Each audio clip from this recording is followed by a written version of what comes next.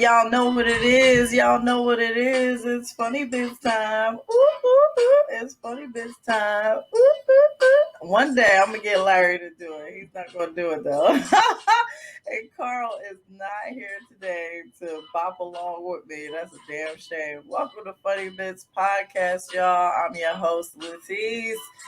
And then there were two. We got Larry XL and Carl is missing in action today. He's working. So we said he could be dismissed for today. We're missing him, but we here. What's up, Larry? What's up? How you doing? Good. What's up with you? Just trying to keep it popping. I know that's right.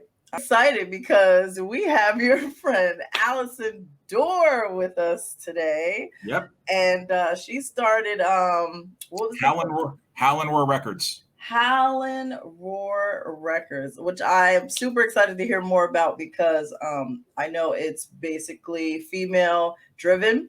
Yep. Yes. So I can't wait until she talks about that.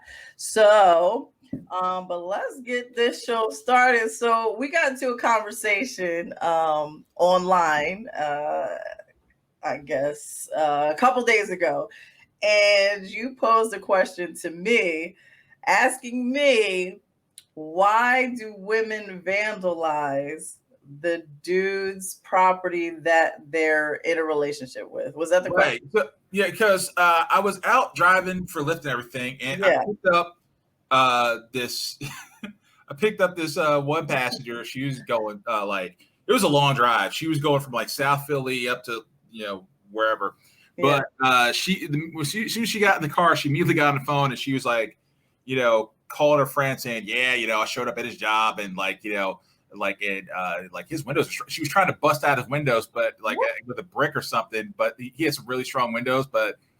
And then on the drive up, she had to call the place where she had her car getting fixed to tell them not to let her boyfriend pick up her car. What? Because it was her car and everything. I wanted to go wait. When did this become like a thing? Like, what part in history? Who's the first woman in history to go bust her man's windows out in the car? And why did that catch on? And why does that the go-to form of venting your frustration with the guy you're rolling with? What's the point? I mean, I have no idea. Look, first, let me just say I've been very close to doing something like that. Like, I've been in volatile relationships before when I was younger, and just when you were younger. Yeah, when I was younger, okay. And I have I've never resorted to vandalizing their property. I don't get me wrong, I thought about it. There were definitely irons thrown. I've actually I physically punched a hole in the wall and bruised my own hand. I have very the catalyst for that. Very very dysfunctional, horrible relationships to be in. So but I've never vandalized stuff, but I've been in relationships where it's physically gotten to altercations, which isn't ever good. Did you see that video a few months ago of the chick that was vandalizing her guy's SUV, and she blew herself up, basically?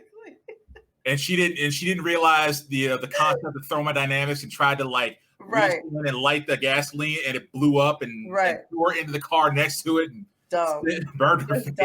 Just dumb. I mean, come on. If it gets that far, it's really time to take a step back and think about why you're doing something. Because what happens is, and I've been in relationships where you're you curse each other out, you're yelling, you're screaming, you're hitting each other, and then you're like, but I love you. And none of that makes sense because that's not love when it comes down to it. So you got to figure out what that is and you and that person just need to not be together. That's the bottom line. So yeah, I mean, I could see if it was like a waiting to exhale situation where like, like he's leaving you for another woman or something like that, and you're like, all right, you just gonna burn up all this stuff. Okay, I yeah, can see that. But if it's for something just like stupid, what like right. like he And cheated on you, usually it is. Usually it is stupid. Even in Waiting to Exhale, I mean that wasn't extreme, but we loved it because it was Angela Bassett, and we're like, yeah, get him. And uh his character was really like low down, and then when we found out later like he was hiding all this money and she didn't realize he had this, he had that, and like he's making all these moves like behind her back, then burn his shit up. In fact, just for the simple fact that he had a BMW too, I'll never forget. He had a BMW and she put all his clothes in there and torched that shit. I don't know if you've ever noticed, but on the road, anytime you see somebody driving erratically or they do an asshole move, it's usually a BMW. okay, yeah, all right. It just is. But I mean, like you don't see guys doing that. You've never seen a guy like burn up a woman's shoes, Right. or Well, flat they don't think about that. I think what guys, unfortunately, I think guys, even like the crazy ones anyway, the guys are their first instinct is just grip somebody up, grip her up, yoke her up as they call it, or fight is not even. But at the end of the day, when you think about when the couples get into arguments and they're fighting, they're usually fighting. There's usually a third party that really should be getting their ass beat instead of the person that you're mad at. Like you should be fighting the other person. Like that's what kills me. Like when you see two women fighting over a man. Okay, so the setup is like this: the dude is married, and then the side chick is comes after the wife.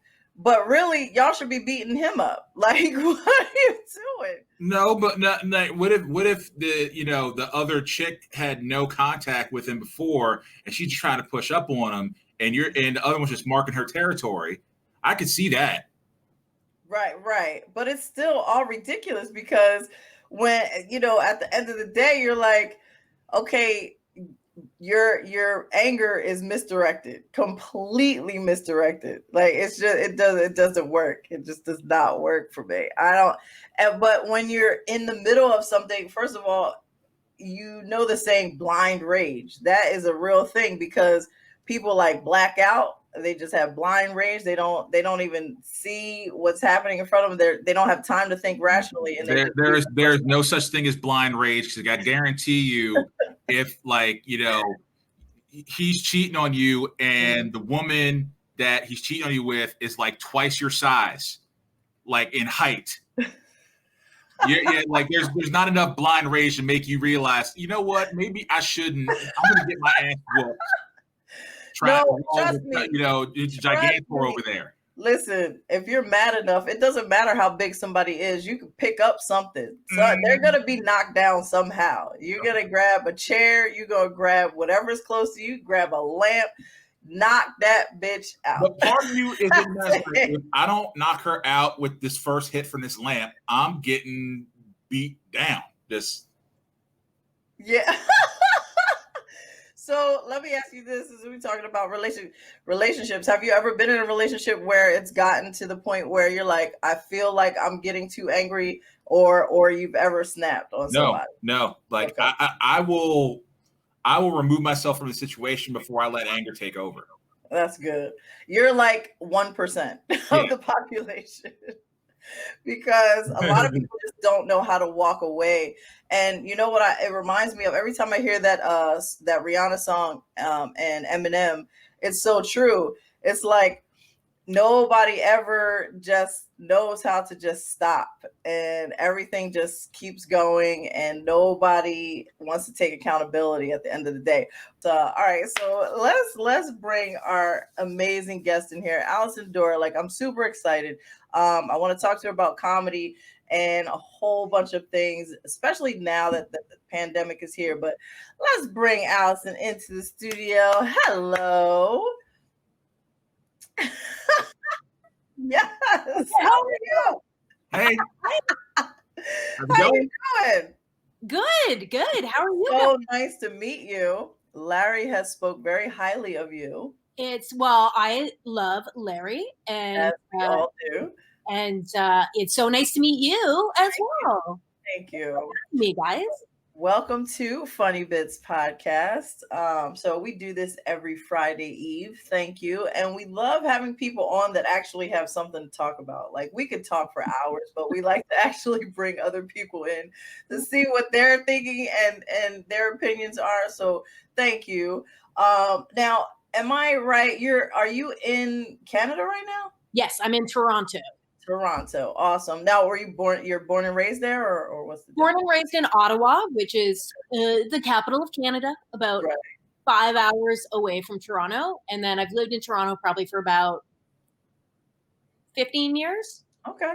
Nice. Yeah, she doesn't visit the States all that often. I heard that the one time she did recently when she did visit the States, do a show, she was taken to Walmart and she was amazed at how much soda we can get for $1 down here. You know what the insane thing to me is? How many flavors of Oreos you guys? Right. Me too. Yeah. Listen, I was thrown back too. I had no clue they had done so many flavors of Oreos.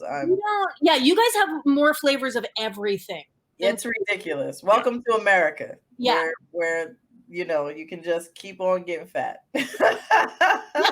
No. I guess we're like, we cap it at 3 flavors. More than Wait, so what do y'all have up there?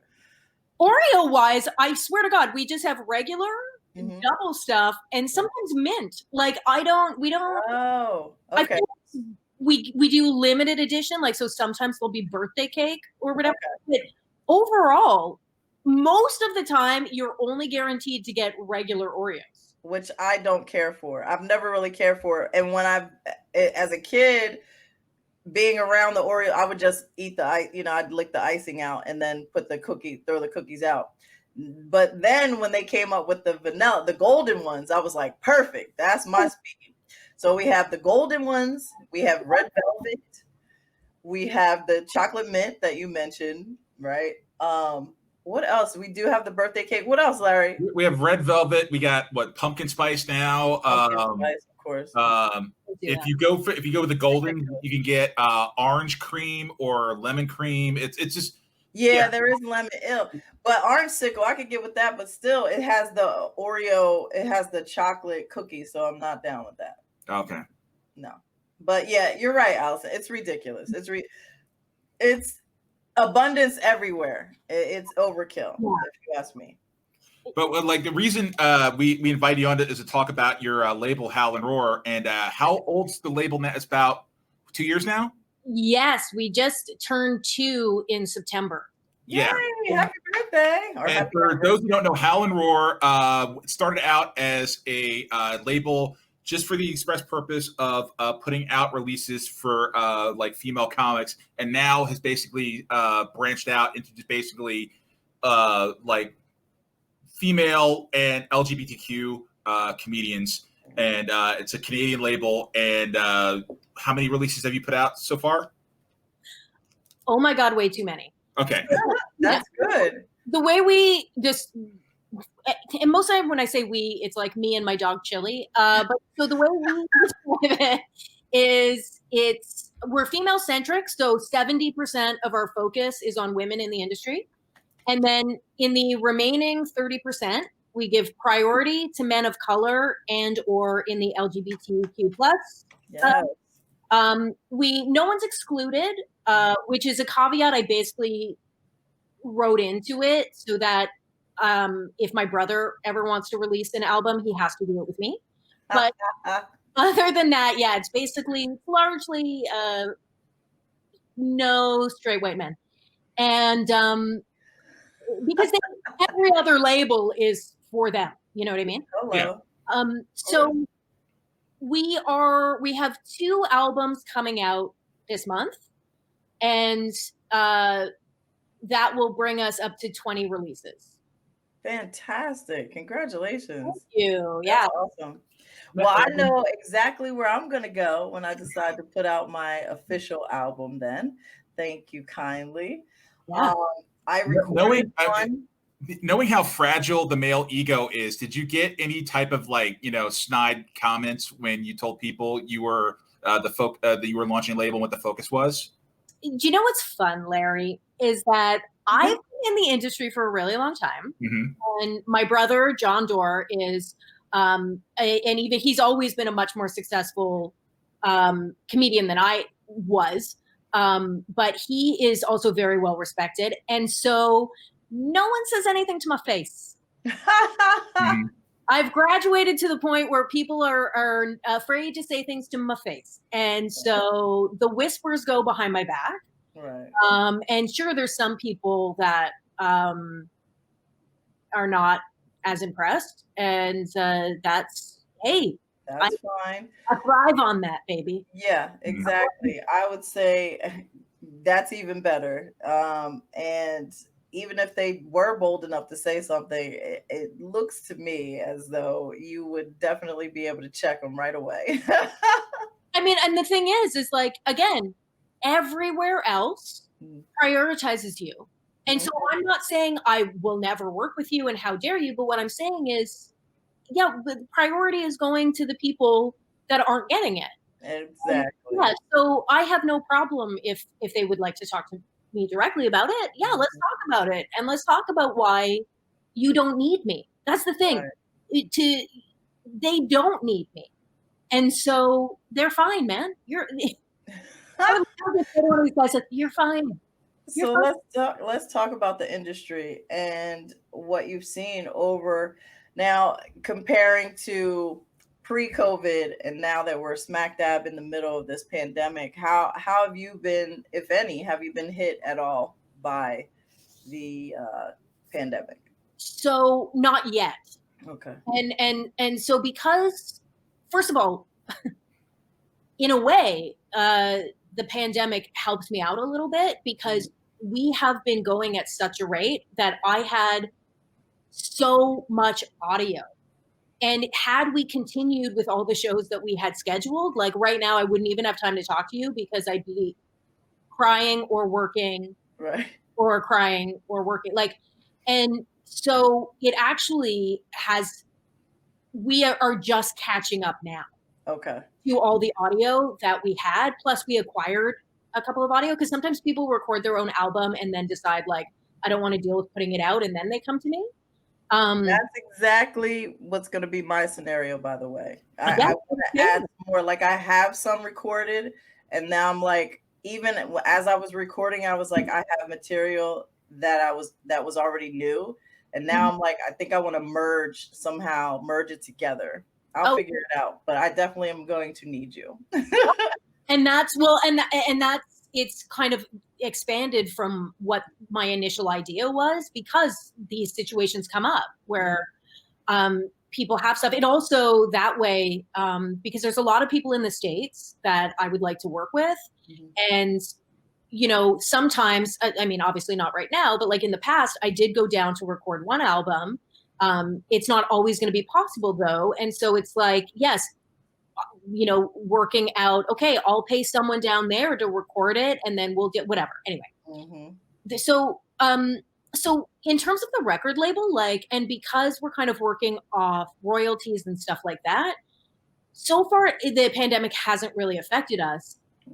It will probably start to affect us like a year from now. Okay, I see. Because that's when we would be putting out. Guys, I've really precariously put my computer on a very tall thing, and it almost fell over. So yeah, that's when we will run out of albums. You know what I mean? And then a few months down the line, that's when it might start to affect us. Right. But I mean, fingers crossed that a year from now we'll be in a situation where we can potentially start recording again, and we might not even really notice. Yeah, I think it'll be the latter, to be honest, because like everybody's chomping at the bit. We're all just like starving to get back on stage, to just get back to some type of normalcy. So it's like, as it starts to trickle back out here in the States, it's like it's still few and far between. And, you know, nothing is at full capacity, obviously, for social distancing now, even inside. There's still some outside shows, and, you know, but it's few and far between. So I got a story I'd like to tell Allison. Was it last year? Heather Hurst came down this way to hang out, and I took her to a couple of comedy shows. One that LaTice did, and there was like all female showcase at a winery, and then one of the comics there, she had a showcase she was doing at another winery the next night, and I think it really like opened her eyes to like, she's like, oh, like I should go back to Canada and do something like this myself, you know, because she wasn't used to seeing shows that were produced by women that featured all like women and on a scale like that before. So I thought it was like something, you know, that kind of, with the feedback you've been getting from the women in Canada that are finding out about the label. Well, so I think, first of all, the feedback has been so amazing, and part of what it was, so I am contracted by SiriusXM to do a couple of shows for them, and I have to very specifically say that, because if I was an employee of the company, I would have a conflict of interest with the record label, right? As we submit our albums for consideration for play on the comedy channels, and that's where a lot of money comes from. So one of the shows that I am contracted to do is a show celebrating women in comedy. So it's like it's like I'm a DJ, but instead of songs, I play bits. And then in the last short segment, we feature an album. And initially, it was going to be celebrating Canadian women in comedy. And when I went into the database to look at the bits, I realized like we would be doing 4 shows and then run out of material, because women in Canada were just not recording as much as the men. And there are more men, but even like comparatively speaking, women just were not recording. And I was super annoyed. And so now the show, our 107th episode just aired, because now we do celebrating women all over the world. So it's Canadians, Americans, and then like Gina Yashere, because there's not too many international ladies that we have access to. There's a few though, but so I realized like women were not recording here, and that was infuriating. And so a few things kind of came up, and then over time I was like, initially it started as I'm just gonna low key help some ladies record. Like I'll produce a couple of shows and we'll record them, and I'll low key. And then it like snowballed, and I was like, oh no, I think I started a record label.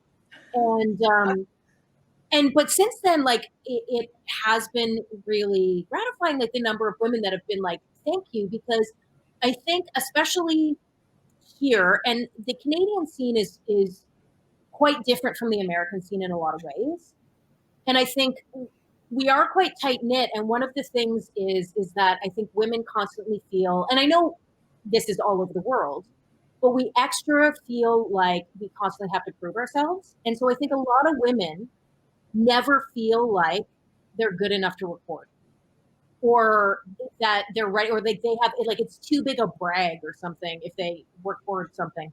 And so when I go to them and go, oh, listen, I love to record an album with you if you're interested, like I'd love to pitch you on what I do, and it basically essentially gives them permission to go, oh, okay, I do want to do that.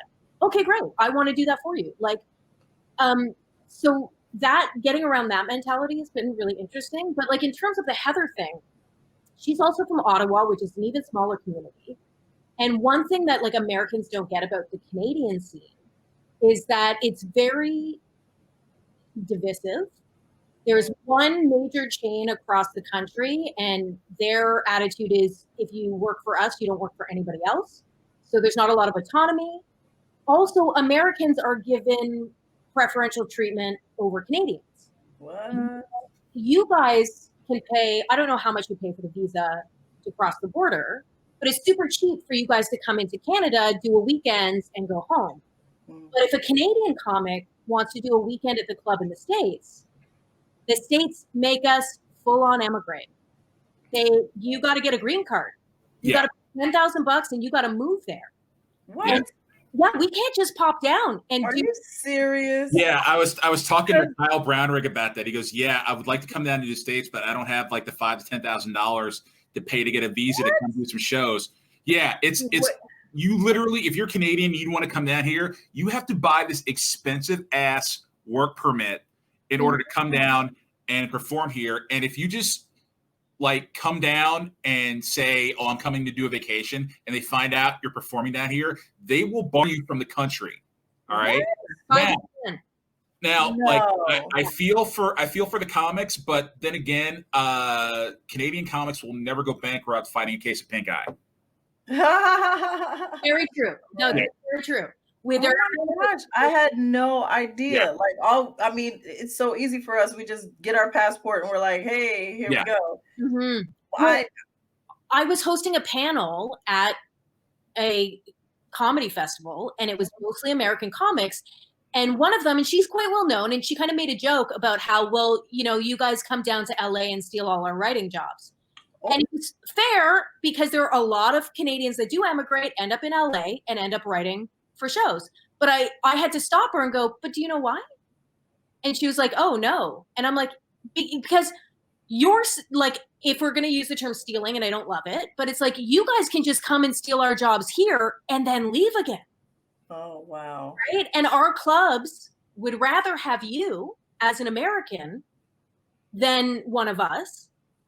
And our comedy festivals would rather have Americans than us.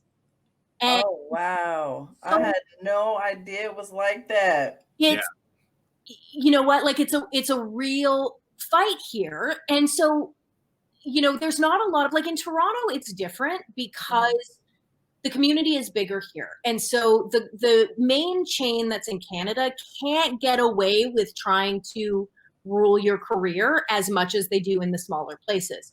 But so for Heather, if she wanted to put on a show like the ones you guys do, she would basically have to get permission from 2 different guys in Ottawa, because that city has competing dudes, and convince them that she's not a threat to them doing it, and she's not going to take business away from them. And it would be a whole big pile of crap. Wait a minute. So if she found a place to produce a show, and the place was like, "Great, we'd love to have comedy here. Let's get it going," and she picked the day and the time and did a comedy show, she would have problems from 2 major people who are the only in Ottawa running shows. Yeah, pretty much. Like, so there's 2 club chains, 2 major club chains. One's called there's the one I do, Absolute Comedy, and there's the other one.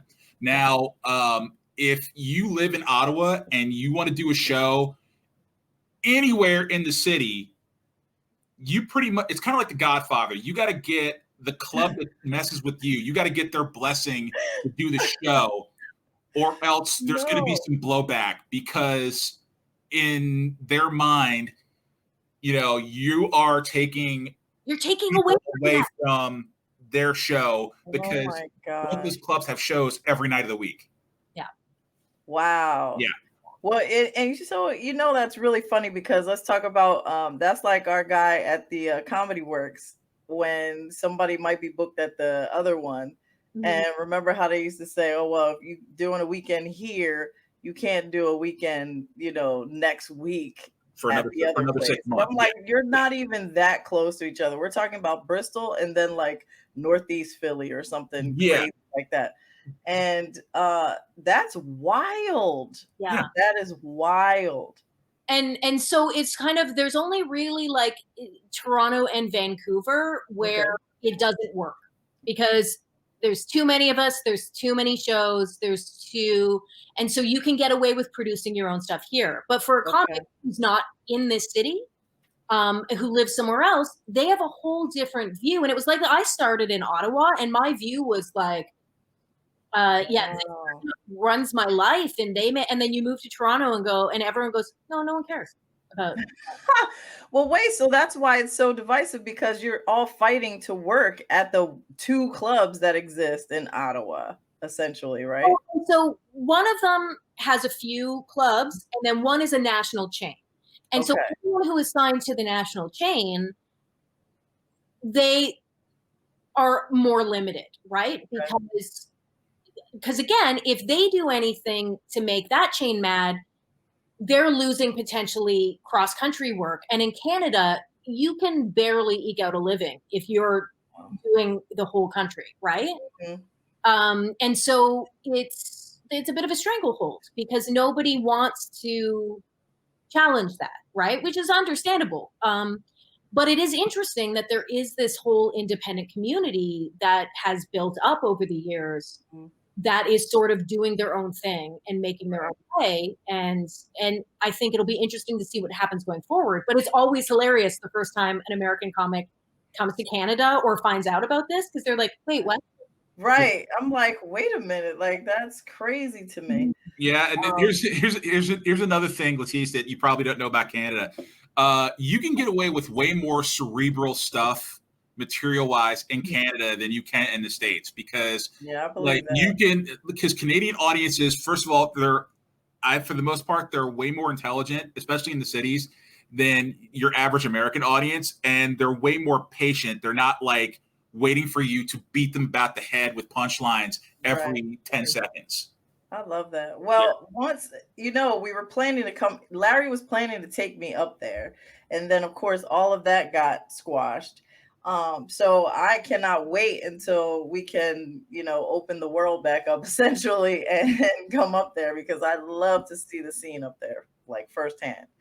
Well, and I think, and you'll have a blast, right? And you'll do some really fun shows, and you'll see the best of it. Like that's the other thing is that you know, all this stuff that is kind of the seedy underbelly of the Yeah. Canadian scene is you'll know about it, but you won't see it. You know what I Okay. mean?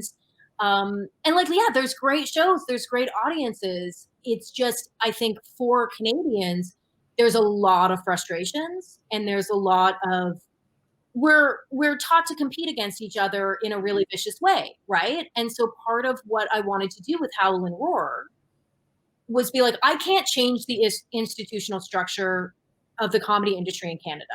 There's nothing I can do about it. Like, but what I can do is create a small space next to it Mhm. where everyone is treated exactly the same. Everyone is valued. Everyone is, respected, and you feel good here. You're taken care of here. So that's all I can do. Because I used to get so angry about all these different situations in how the industry is run in this country. And at the end of the day, man, I can't. Right. What am I going to do? And Right. so I'd rather just okay. Here's a little place where, um, you know what, like because that's the other thing. There's a lot of different like people are treated differently depending on who they are and what people think of them and all this kind of stuff. So that's the other thing. At my record label is like everyone gets the same deal. Everyone's getting the same uh, thing, and comics are treated a little bit like a dime a dozen here. And so it's like, well, in my place, I think what you do is important, and I want to help you Mhm. put out some content so that people know you're out there and you have a good, high quality album to put out there, and people, when they hear your name, can plug your name into Spotify and go, "Oh, this person exists," and tell jokes. You Well, Exactly. so you went from being just a performer and a radio host to running your own label. What was like the one thing about being now you're like a mover and shaker and you're the person behind the scenes now? know? Like, what was the one thing that like you didn't expect about making that transition to being a performer? Then the person has to like basically wrangle the performers and kind of reel them in. You know what? I think first of all, I definitely leapt before I looked. Like I dove into the deep end, and it has been such a steep learning curve. But I think what's interesting for me, because my whole life I wanted to be the person out in front. And I, even though there's a little bit of that still, like I said, I want to talk to you guys, I want to do stuff, but I really like being the cheerleader for other people. And I really like that, some comics need a pep talk right before the recording, and I'm super into that. And I like being, I kind of like being a support person, and the person who, I was never able to do it for myself. But when someone comes to me and goes, is this funny? I don't know if it's funny. I feel like this is bad. And I get to go, are you crazy? This is funny. This is great. We're doing this. I really do like being that person. And I wish there was less paperwork, but I took that on, man. Guys, it's so much paperwork. You have no idea how much paperwork. I believe it. So tell us a little bit about what you do on Sirius. What show do you do there? So I do 2 shows. I have a daily show called The Breakdown with Allison Dore from 2 to 4 p.m. Eastern on channel 167. Awesome. And we are mostly an entertainment-based show. And then we interview all kinds of people. Like sometimes we go way off base, like we'll have scientists on and stuff like that, just because they get pitched to us and I'm like, that's interesting, I want to talk about that. But then like today we had 2 of the women from Baroness on Sketch on the show, and then another filmmaker here in Canada who is launching something called the Shine Network, which is basically like a 1 location stop for Indigenous filmmakers and content creators. And so we talk, most of our guests tend to be within the realm of like, authors, actors, filmmakers, that kind of stuff. Okay. And then I love celebrity gossip. So yeah. Me too. Britney, man, we talk about Britney a lot. Still? Oh my gosh. Don't worry about her. Last thing I saw a blurb about the she was having somebody be her what is that thing? She was signing over something. She needed somebody to be a power of attorney. Oh yeah, no, that was for her estate. That was her sister Jamie Lynn. Yes. Ooh, yeah, don't do that. Don't sign over power of attorney if you're famous and got money. That is a prelude to you getting killed. It wasn't a power of attorney. It was if she dies, her sister will be in charge of her estate. Okay. She's under conservatorship, right? So she doesn't really have her own power of attorney anyway. That's crazy. Yeah. That's crazy to me. But the way it's her dad, right? That did something or set it up. And I don't think she's well, but she wants to change. She doesn't want her dad to be in charge anymore. She's asking for this other woman to become her conservator. Okay. And for a financial institution to take over her day-to-day money issues, but her dad wants to stay in charge of everything. Wow. Like, when you're a middle-aged person, your dad will be in charge. Yeah, I'm like, it's like we're talking about her like she's still 16 and she's not. And it's really crazy. Yeah, and it's a bummer. And like he kind of had to step back for a bit because he hit one of her kids, and then Kevin Federline got a restraining order against him. Oh my gosh. I can't even imagine having Kevin as a baby daddy. Like that whole situation is just crazy. Well, he got custody and he's getting child support from her off of that. Wow. Yeah. He's making a lot of money. Last year his child support got upped because he basically has 90% custody of their kids. But he's got 6 kids, right? Like that's what I'm saying. Like he's with is he still with Shari or Shari Jackson? He and Shari Jackson are not back together. Right. He's married to the Victoria someone. She used to play volleyball. Oh my gosh. He bounces around like I know too much. Well, he doesn't really have to work. No. So what is he doing anything? He's got time to Mac. You know what I'm saying? He's a professional baby daddy. Okay. Yeah. Stars, apparently. Hey, the last time I was up in Toronto, I was emceeing when Michelle Shaughnessy was recording her album. Is that through your label? Yeah, it just came out. Michelle Shaughnessy's Botoxic. Yeah. Oh, nice. Did she tell you about the recording that weekend? I mean, yes, it was difficult. Yeah. We ended up having to record like 4 shows. Yeah. So I was emceeing and she's headlining. She's blocked off that week and record our album. So usually Saturday night is the sweet spot as far as like recording goes, and or Friday, like either like the early show Friday or the early show Saturday. So we do the Wednesday show, we do the Thursday show.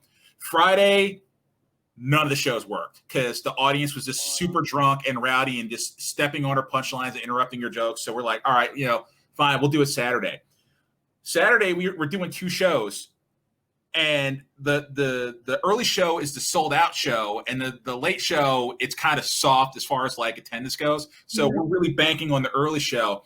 Early show was a disaster. It was just like sold out audience, super drunk, guys just running their mouths the entire show. She's like, I don't have anything to work with. And it's like, and she wasn't even going to record the late show because we only had maybe like 40 people like showing up. And I was like, you know what? Leave it up.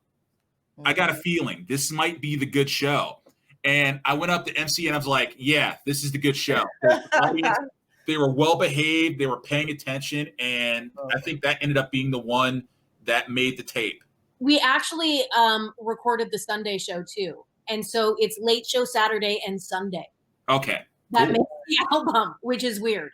But yeah, because it ended up being we ended up recording so many shows, and most of them were unusable. And but yeah, we did get enough, and the album's great. And it's actually, so right now in Canada, it's Juno submission time. So Junos are our music awards. They're the Canadian Grammys. Yeah, Canadian Grammys. The Grammys are the American Junos. Okay. Right. Hey, let me emigrate. I'll call it whatever you want. I mean, yeah, Larry's ready to move. He just wants to live in Canada so bad. Yeah, I got tunneling out strategies in my mind right now. I know. I mean, Larry, yeah, well, when COVID dies down, we'll just let you walk in. Don't worry about it. It's not going to die down anytime soon. I've never gone this long without visiting Canada. It's been like, last time I was there was December. Usually I'd have been there at least 2 or 3 times by now. Yep. This year. Yep. It's a crazy year. And I would have been there at least one of those times. Yeah. And then the only thing I like the sunny side of the I could see of it is like all the Canadian comics that were complaining about not being able to get sets. I mean, they're probably, getting 2 or 3 times as much bookings now. The Americans are clogging up the pipeline. Wow. It's been really interesting, right? Because there aren't that many shows, but there's also now less competition. So it's been a very interesting year. But what I was going to say is, so the Junos have a comedy album of the year category. Oh, nice.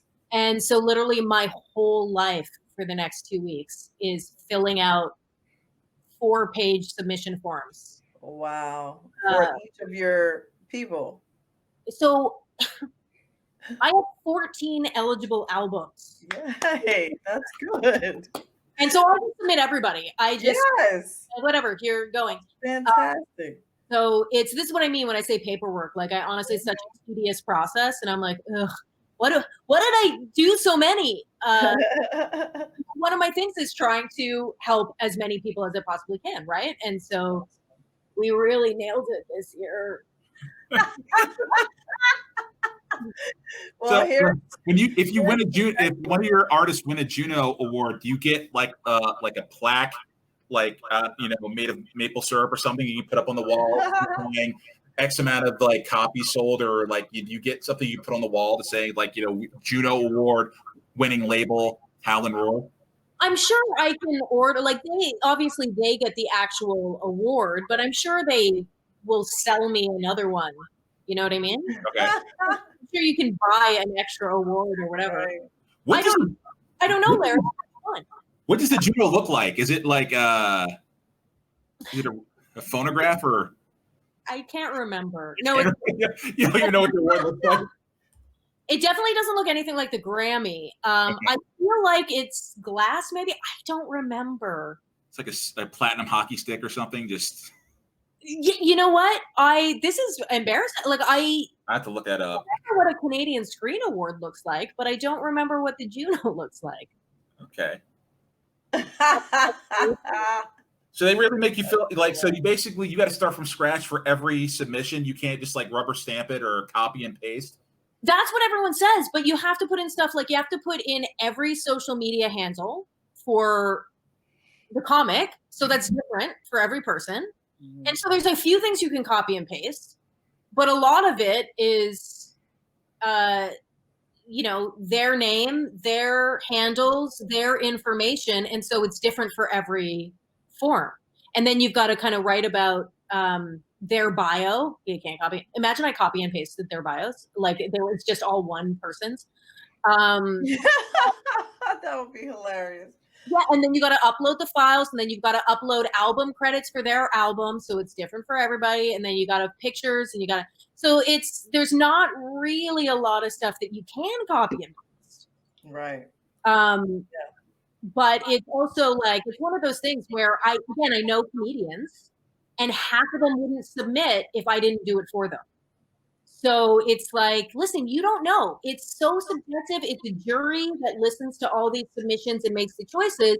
And so I know a lot of people would be like, oh, I don't know. I'm not going to submit. And it's just easier for me to just do it, you know? Yeah. I'm into it. True. That's crazy. Okay, I found what the Juno Award looks like. Like, hold on, wait. Share your screen, Larry. Okay, hold on, wait. Crap. I'm not used to this. Right. Oh, damn it. Hold on. I was gonna say, send it to me and I'll pop it up. All right.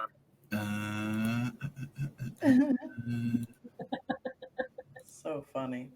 Well, I'm like, I'm telling you, we were talking before the pandemic and everything. We were literally talking about getting up to Canada, and I'm like, I can't wait. Like, I already have my passport. I've had a passport, and I'm like so ready.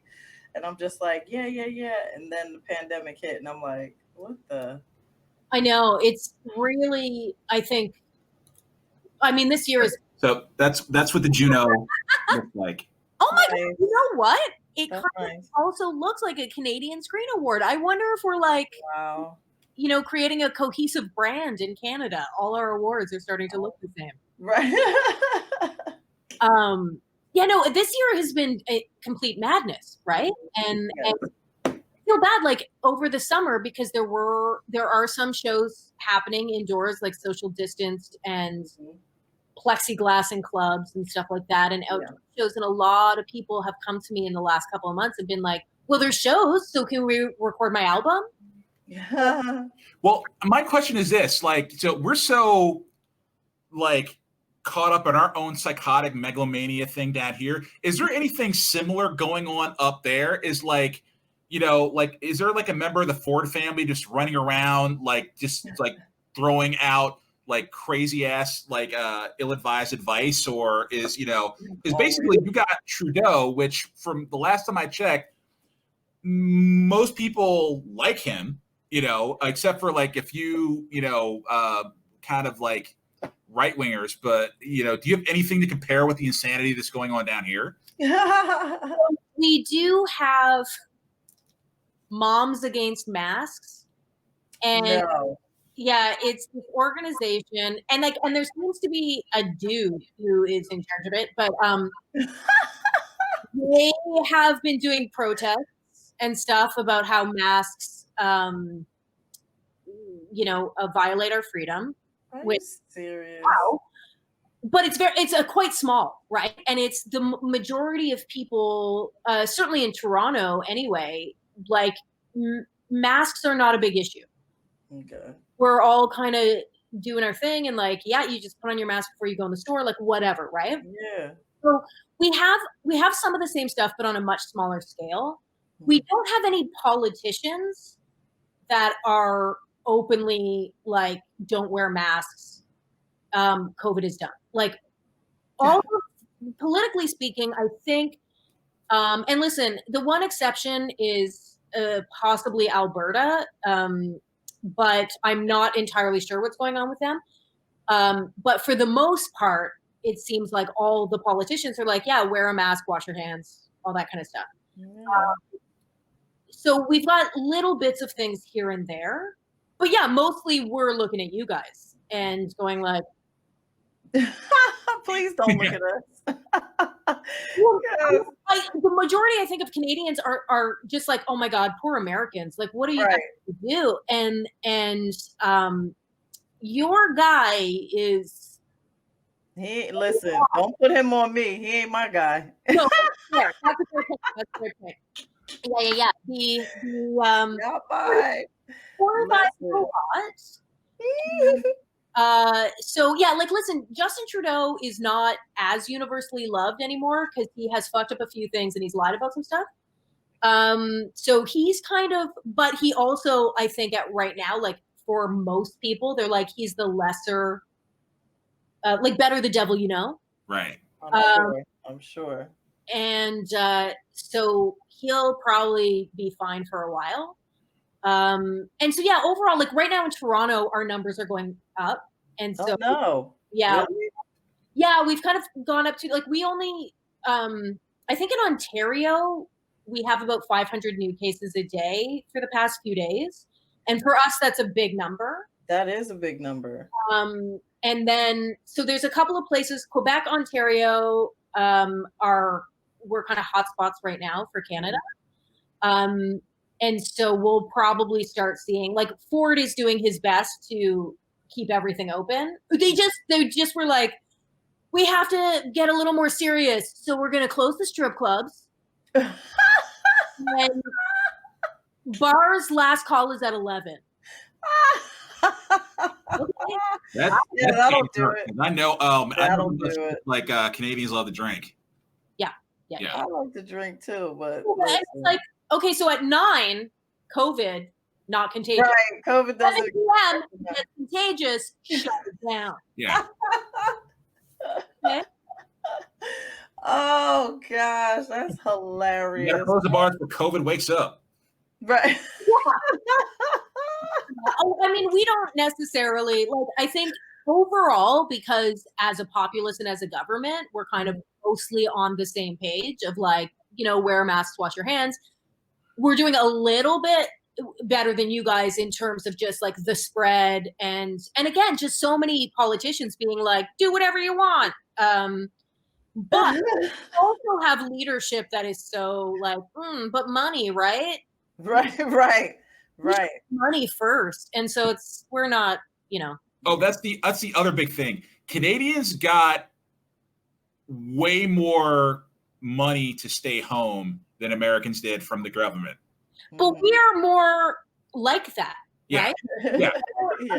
We're more of we're a capitalist nation, but we're more socialist capitalist. Where you guys are like, F you, make money or die. Like, no, it's not or, it's like make money and die. Right. Down here. Right. Well, that's my theory too, also behind why it's taking so long for this vaccine, because it's all about the money. It's really got to go to the highest bidder, and then they will mass produce it. But right now, it's like, who wants to pay the most is what it's coming down to. That's why. It's not even that. It's like you can't just make a vaccine in like 3 months. You got it's like you got to like try it out. Then you got to go through like clinical trials. They're doing trials now. I just feel like, for me, I don't know. For some reason, I feel like they have it. It's available. Does it work though? It's coming down to they have it, but it's like the new iPhone. Does it work like they say it's going to work? Right. My question is, vaccine aside, look at the drugs they gave the president, which are not FDA approved, not approved for all this kind of stuff. But it's like, oh, really? But you're going to give them to the president? Like, I feel like these drugs are farther along than you're saying they are. See? This is what I mean. Into the population instead of just the president. Like, because there's no way, if you're not sure if it'll kill you, the first person you give it to is the president. Exactly. Thank you. I honestly don't think that they gave him the experimental drugs. They just told him that they had them, and he just like a spoiled toddler, just grabbed them off the shelf, just started jumping in his mouth and injecting it with everything on the shelf. No, I'm with Allison on this one. I'm with Allison. You're not just going to give the president of the United States something that you think might work, or we're not sure. Like, no, they're not doing that. Yeah. So get that to the people, Right. But again, and Larry, this is again where, yeah, maybe comedy wise, there's not as many options here, but you're right. Canadian citizens got $2,000 a month every month, and it's still happening. Wow. If you're out of work, yeah. And Stop. hospital bills, if you have COVID, $0. So it's, yeah, if you're gonna get COVID. Yo, I'm moving. I'm literally moving when the pandemic is over. I'm out. I got to pull you aside and just like let you all like. It sounds like a good idea. It's not as easy as it sounds because Canada does not want us come up there in droves, fucking their shit up. Okay, so right. I gotta like. So we gotta wait. So we have to infiltrate slowly. Is that what you? No, I say like visit 3 or 4 times, get the hang of it, and then figure out all the hoops you got to jump through because it is not easy to immigrate to Canada unless you have a buttload of money to spend.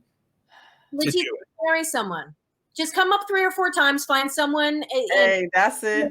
That's gonna be my next husband right there, Canadian. Great idea, Allison. Thank you. Yeah, there's a huge Caribbean Islander population up there. I can guarantee you one of them will. Hell yeah, people already on you so fast. Yep, I'm ready. Yeah. I'll be Canadian in no time. You got to find a way to like French up your last name. Yeah. Well, their name will be French. It's okay. I already have LaTice, so it works. It does work. That's enough. Yes, right. So, Allison, this was amazing.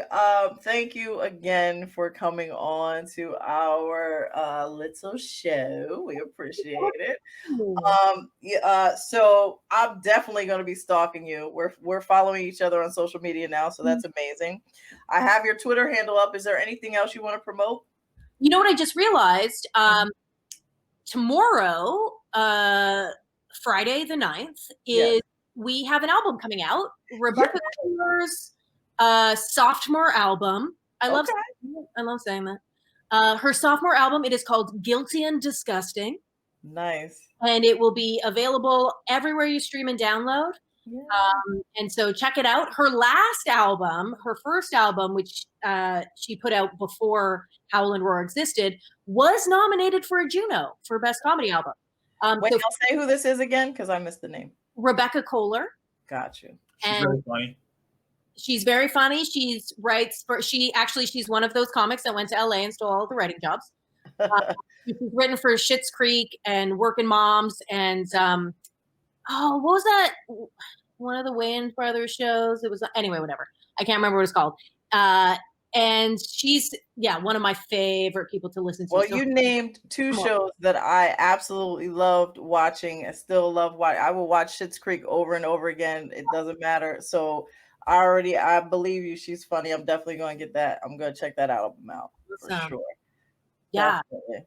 Awesome. So congratulations again. So it's Howl and Roar Records. Yes. And there's also a Twitter for Howl and Roar too. Howl and Roar on Twitter and Instagram, it's at Howl_Roar. Got you. All right. I'll make sure I post that. And so yay, thank you. Again, so nice meeting you. And I will be in touch. Bye. Yeah, you're going to see lots of pictures of her dog on her IG. Oh, awesome. That works. Lots of pictures of my dog. Yeah. No, I'm talking. I was telling Tease. You said Chili, right? Allison has like a very photogenic corgi that she loves to document on her IG or social media. Nice. And you said it's like Joe Fernandez does on his posts. What? No, we have this comic down here named Joe Fernandez. He has a corgi, and he's always like. So anytime I like see something corgi related, I think of you and Joe Fernandez. You know what? I'm going to start following Joe Fernandez. Yeah. Yeah, he's funny. With an S, not a D. All right, we'll see you next time. You're welcome back anytime. I'm going to be checking because I need all the info on Canada as much as I can gather before I actually visit. So Larry's been my go-to. Now I have another person. Yeah. See you later. Bye. Yeah, she was awesome. That was so much fun. Oh man, I had no idea Canada was like that. You didn't tell me all that. Well, you kind of got to be up there to kind of get it, and just Yeah. for me to explain it in detail is exhausting because I can tell. But you know what I find interesting is that we talk about here in the States how the comedy scene is, and we complain about certain things. And it's interesting that in each region there's shit that goes along with everything. Well, yeah, and the other big thing about Canada you got to understand is like, we're used to being able to get in our car and drive to another market in an hour or 2 hours or even 45 minutes, whereas Canada is a lot of wilderness. So, like, if you're in Toronto, the next major market is probably like okay, Toronto. There's a couple of small cities around Toronto, but then everything else is 4 hours away. So like you have like Montreal, 2 hours from Montreal. You got Ottawa. Ottawa's like 4.5 hours to get to Toronto, and then it's like you got Hamilton and London, which are about an hour, 2 hours away from Toronto. But then anything further west, you're talking like a day's drive, or you got to fly. It's and there's other cities like Brampton and stuff like that, places I've never been to. But literally, we're here. Like if you're in Philly, you can hit Baltimore, you can hit New York, you can hit Pittsburgh, all within like 3 or 4 hours of each other. DC, all that. All the cities are so close together on the East Coast. But when you're in Canada, it's like you're in the Midwest somewhere, where like if you're in one city, it's a haul to get to the next city. Well, I mean, even the fact that you said a 24-hour, drive or a day's drive, that's like longer than driving from here to Florida. Like, that's crazy. I mean, I might be exaggerating it a little bit, but then also, you got to factor in winter up there. Yeah. I mean, like their winters up there can be brutal. Mm-hmm. Like,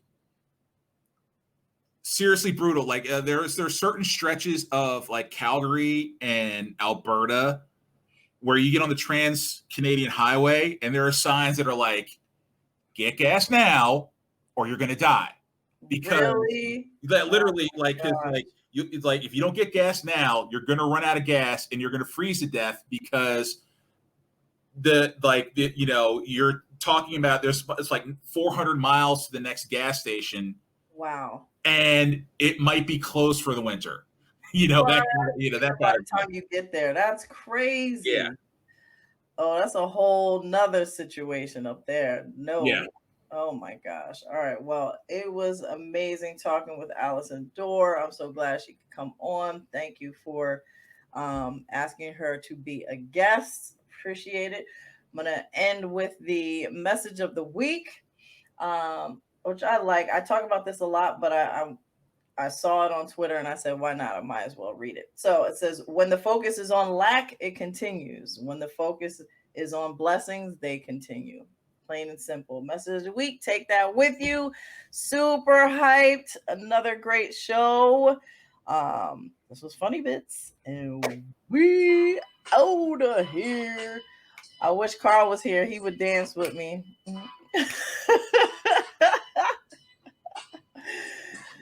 Y'all know. All right. Oh, real quick. I almost forgot. So we're going to take a little break and we're going to get geared up for our Halloween show.